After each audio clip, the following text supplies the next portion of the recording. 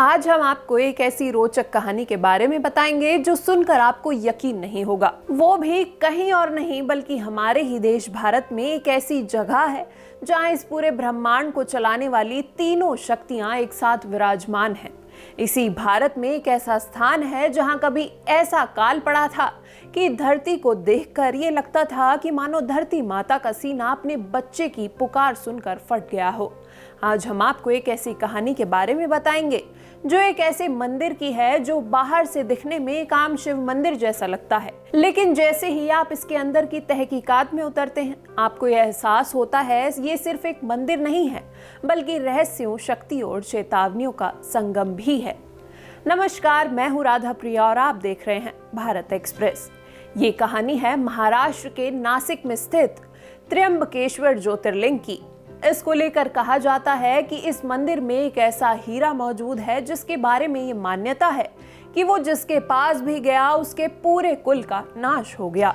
इस मंदिर को लेकर सवाल है कि यहाँ स्थित कुशावृत कुंड का रहस्य क्या है, जहाँ से गोदावरी नदी कथा जुड़ी है। भारत के सबसे शक्तिशाली ज्योतिर्लिंग त्र्यंबकेश्वर ज्योतिर्लिंग की महाराष्ट्र का नासिक जिला और यहीं पर ब्रह्मगिरी पर्वत की गोद में स्थित है त्र्यंबकेश्वर महादेव मंदिर। ये वो स्थान है जहां पर भगवान शिव के साथ ब्रह्मा विष्णु के दर्शन भी होते हैं। यहाँ अन्य 11 ज्योतिर्लिंगों में केवल भगवान शिव का वास माना जाता है, लेकिन यहाँ की विशेषता ये है कि शिवलिंग के भीतर 3 छोटे छोटे आकार के शिवलिंग है जो ब्रह्मा, विष्णु और महेश के प्रतीक माने जाते हैं, इसलिए इसे त्र्यंबकेश्वर कहा जाता है। ये मंदिर काले पत्थरों से बना है। इसकी वास्तुकला इतनी भव्य है कि ये किसी को मंत्रमुग्ध कर सकता है। आज जिस मंदिर का स्वरूप हम देखते हैं वो पेशवा नाना साहब ने 18वीं शताब्दी में बनवाया था। इसके ऐतिहासिक दस्तावेजों के अनुसार इस भव्य मंदिर को तैयार करने में उस वक्त करीबन 16 लाख रुपए का खर्च आया था, जो उस कालखंड के हिसाब से एक विशाल राशि थी। अगर हम इतिहास में जाएं तो आज से हजारों साल पहले कहा जाता है कि ये भूमि ऋषि मुनियों की तपोभूमि हुआ करती थी। यहीं पर ऋषि गौतम अपनी पत्नी अहिल्या के साथ रहते थे। गौतम ऋषि कोई राजसी जीवन नहीं जीते थे बल्कि एक साधारण जीवन को जी रहे थे। ईश्वर की पूजा करना, लोगों की सेवा करना उनकी दिनचर्या थी। लेकिन एक बार फिर इस क्षेत्र में अकाल पड़ गया।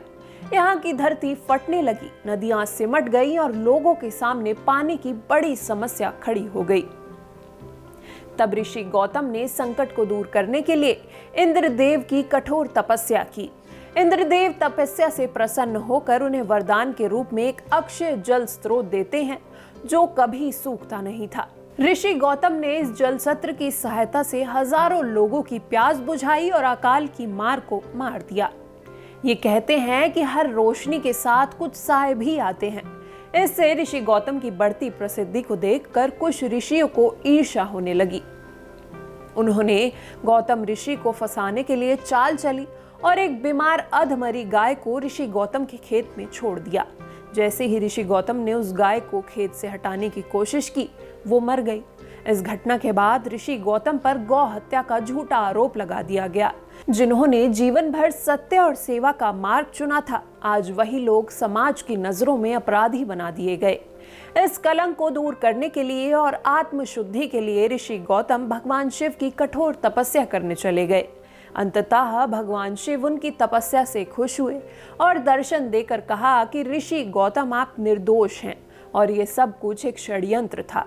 जब भगवान शिव ने ऋषि गौतम से वरदान मांगने को कहा, तब ऋषि गौतम ने कहा कि हे प्रभु, इस धरती पर भयानक अकाल है, कृपया गंगा जी को इस भूमि पर ले आएं। भगवान शिव के आदेश पर गंगा नदी वहीं प्रकट होने को तैयार हुई, लेकिन गंगा जी ने एक शर्त रखी। गंगा जी उस वक्त गोदावरी के रूप में आई। उन्होंने कहा कि वो भगवान शिव के बगैर वहां नहीं रहेंगी।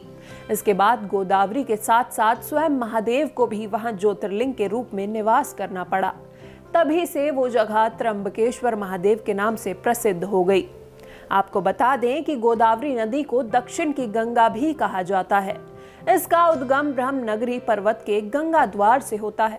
त्र्यंबकेश्वर महादेव मंदिर से जुड़ा एक और रहस्य भी है जो भयभीत कर देता है। ये कहा जाता है कि एक समय यहाँ नासक नाम का एक हीरा हुआ करता था। ऐसी मान्यता है कि ये हीरा भारत के प्रसिद्ध गोलकुंडा के खदानों से निकाला गया था, वही खदान जहां दुनिया के मशहूर कोहिनूर हीरे भी प्राप्त हुए। इसको लेकर ये कहा जाता है कि ये हीरा अपने कच्चे रूप में लगभग 90 कैरेट का था, लेकिन जब इसे तराशा गया तब ये 43 कैरेट का रह गया। एंग्लो मराठा युद्ध के बाद ये हीरा अंग्रेजों के हाथ लगा और फिर ड्यूक ऑफ वेरिस्टर के पास पहुंचा।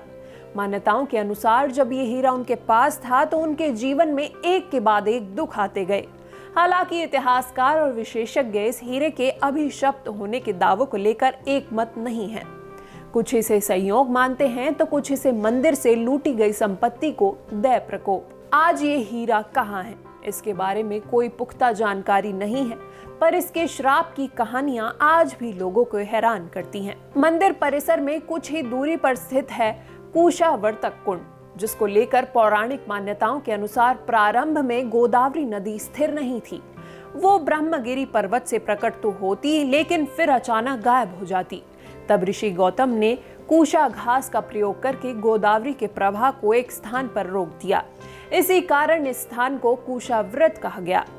इसको लेकर एक ऐसी भी मान्यता है कि कुशाव्रत कुंड में स्नान करने से मनुष्य अपने 7 जन्मों के पापों से मुक्त हो जाता है। जब नासिक में सिंहस्थ कुंभ का आयोजन होता है तो शैव संप्रदाय के नागा साधु और लाखों श्रद्धालु इसी कुंड में आस्था की डुबकी लगाते हैं। त्र्यंबकेश्वर केवल दर्शन का स्थान नहीं है, बल्कि ज्योतिष शास्त्र में भी बहुत महत्व रखता है। ये पूरे भारत में एकमात्र ऐसा स्थान है जहां पर काल सर्प दोष और नारायण नागबली जैसी पूजा का विशेष फल मिलता है। इसको लेकर माना जाता है कि यहाँ की गई पूजा से पितरों को शांति मिलती है और जातक के जीवन की बड़ी से बड़ी बाधाएं दूर हो जाती हैं। हर सप्ताह सोमवार को यहाँ पालकी निकाली जाती है और विशेष पर्वों पर भगवान त्र्यंबकेश्वर का पंचमुखी स्वर्ण मुखौटा भक्तों के दर्शन के लिए रखा जाता है। इसको लेकर अगर आप कभी त्र्यंबकेश्वर जाएं तो ये कभी मत भूलिएगा कि ये सिर्फ एक ज्योतिर्लिंग नहीं, बल्कि ब्रह्मांड को चलाने वाली शक्तियों का केंद्र भी है। यहाँ शिव है, गंगा है और यहाँ वो रहस्य भी है जिनका जवाब आज तक समय भी नहीं दे पाया। यहाँ की हवाओं में आज भी ऋषि गौतम की तपस्या और महादेव की करुणा महसूस की जा सकती है। यही है भारत के सबसे शक्तिशाली ज्योतिर्लिंग त्र्यंबकेश्वर की कहानी, जो हमें विश्वास दिलाती है कि सत्य को परेशान किया जा सकता है, पराजित नहीं।